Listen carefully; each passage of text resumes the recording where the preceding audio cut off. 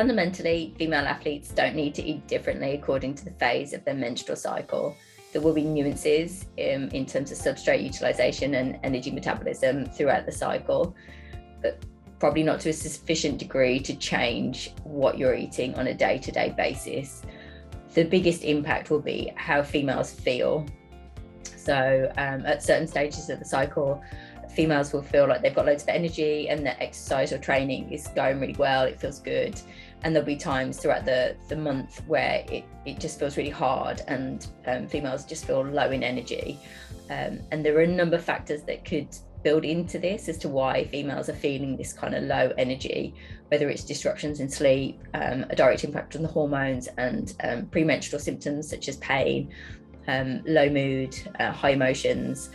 So there are different reasons why we might feel this way, but fundamentally, if you're feeling low in energy, it's important to then have some additional fuel to help fuel your training sessions.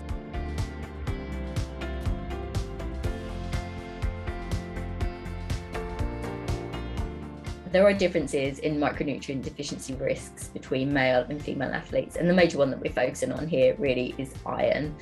Iron is incorporated into the red blood cells and is involved, amongst other factors, in the transportation of oxygen around the body.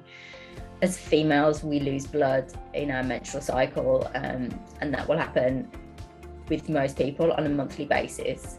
So therefore, females' iron losses are much greater than males, and as a result, we need to account for this with incorporating more iron-rich foods in our diet on a daily basis throughout the month to make sure we're getting sufficient quantities of this nutrient. Some females will have heavier bleeds than others, and therefore have greater losses and greater risk of iron deficiency anemia.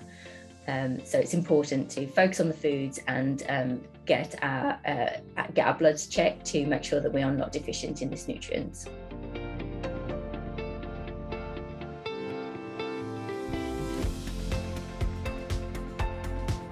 It's not normal for irregular menstrual cycles, but people can miss a menstrual cycle depending on what's happening within their training or any additional stress that is going on within their life. So what's important is to try and look at what's regular for you as an individual, because we will all have different menstrual cycles, and ensuring that there isn't a period of more than 3 consecutive months where you don't have a cycle.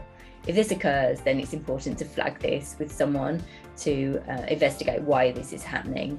Often a drop off in the menstrual cycle, a loss of the menstrual cycle for over a period of time, is a direct result of a low energy availability, which can happen for a multitude of reasons, whether it's inadvertent through just an increase in training intensity and not matching that with an increase in energy consumption, or just trying to change body composition, body weight, and reducing energy consumption. Fundamentally, when we don't have a menstrual cycle, it's normally an indication that our energy consumption isn't sufficient to allow this physiological function to happen.